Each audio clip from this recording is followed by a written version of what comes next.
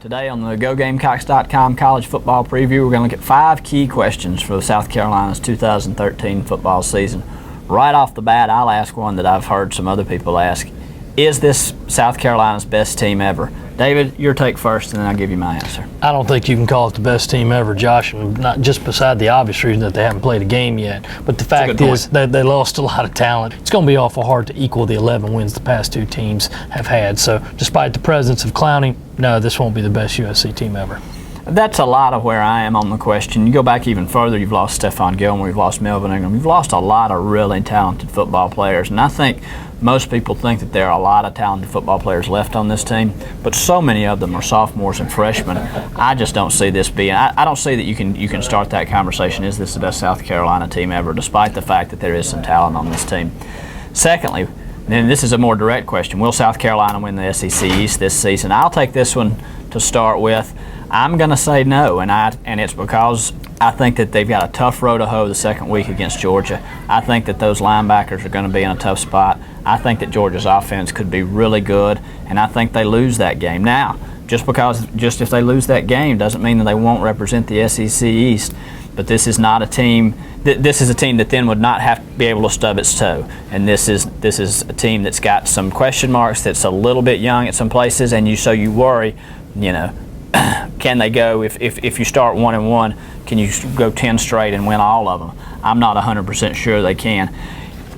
They've got a shot.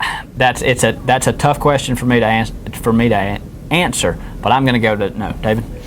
Well, you heard it here first, sports fans. South Carolina will win the SEC East in 2013. They will go to Atlanta and represent the SEC East in the championship game.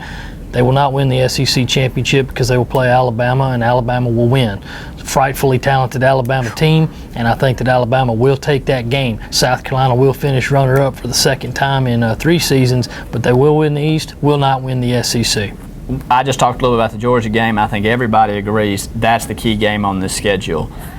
After the Georgia game, what's your key? I just look at that Arkansas game, Josh. I think it's going to be a loss no matter how you cut it, just because they don't play well out there. Yeah. But the fact is, why I say they're going to lose to Arkansas and still win the East, I think they beat Georgia in Athens. And then once they get that Arkansas loss out of the way, they've got 2 more road trips. Right.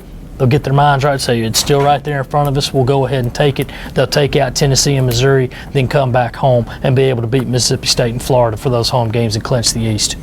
You mentioned Florida. For my money, it's Florida. Not only because if you're a South Carolina fan, you're hoping you're playing for the SEC East title that day. Going back to last year, that game was such an anomaly, and I know Steve Spurrier was embarrassed by that game. I think everybody in Garnet and Black was embarrassed by that game. I think that they really have some pride riding on turning that around, competing much better against the Gators, and I think that they will. But for me, the combination of the fact that you could be playing for the SEC East and you played so poorly last year make that the number 2 game on the schedule. Sure. Will Jadeveon Clowney win the Heisman? Everybody has asked all summer long. I'll let you take it first and then I'll go. Well, Josh, as much as, I would love to be able to go home to Rock Hill and see a big billboard, right outside of town, home of Heisman Trophy winner, Jadeveon Clowney, not going to happen. You and I both know that the Heisman Trophy, it's supposed to go to the best player in the game, but the fact is it gets whittled down to a watch list of select offensive players. Now, I do think that if he plays well enough, he'll get an invitation to New York, and if he gets an invitation, that's a win in itself. Absolutely. Because a lot of defensive players have gone recently, and he'd be a guy that could at least be in the discussion. Mm-hmm. But will he win? No, just because he's not going to have a chance to throw for 400 yards a game like Teddy Bridgewater or maybe Johnny Manziel. Right. He's just not going to have that kind of production to be consistent. He's not going to be able to get 4 sacks a game and a couple of turnovers. Right. It would just have to be a huge, monstrous year for him to even be in the consideration. I just don't see it happening. I agree with you, and for almost exactly the same reasons. There is nothing you can do as an opponent to keep a Teddy Bridgewater, an A.J. McCarron from touching the ball every play and having a chance. There are things you can do to get away from Clowney. Now, he could be the most dominant football player in the country and not have nearly the statistics he had last year. Sure. If he can occupy double teams, if he can force offenses to go in a different direction and do things that they don't want to do. But as a defensive-only guy, and we have heard no indication that they're going to give him any opportunity to touch the ball like a Charles Woodson or somebody had. As a defensive-only guy, the numbers you'd have to put up are so absurd to win the Heisman Trophy. I just don't think that it's realistic. And finally, question number 5, our final question today. Will South Carolina beat Clemson again? Tough question. Yeah, you've already seen the fear the thumb bumper stickers around town. Another win would be 5 in a row. Do they do it? I'll start off with this one. I think that they do.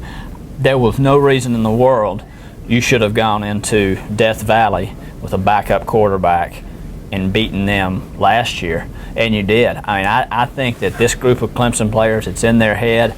I think that South Carolina feels really good. It's also, on the other side, it's in their head that that's a game that they win now. I think that South Carolina beats them and has a 5-game winning streak against Clemson, as hard as it is to think about. Well, Josh, despite it being, just the preseason and everything, it's one of those where I wanted to answer this question maybe with a caveat, say, well, if Clemson's playing for the national championship, if USC's maybe looking ahead to the SEC, I got to agree with you, man. I think that no matter the circumstance, South Carolina's going to win this. And you know why? Battle up front. No matter how good Clemson is offensively, they still don't have a great offensive line. They still don't have the kind of strength that South Carolina has. I never thought I'd be able to say that a South Carolina offensive line was blowing away anybody, but they've done it to Clemson consistently. And that defensive line against Clemson's porous O-line, Jadeveon Clowney looking to add to his personal sack total against Taj Boyd, just don't see Clemson any way to stop them. Yeah, they'll fill the air with fireworks. They'll hit an early touchdown just like they always do. But South Carolina, if it proved it could win it last year with Connor Shaw not touching the ball, they're going to win again and make it 5 in a row. And who knows where the streak will win from there. We'll be back with more information on 2013 college football season.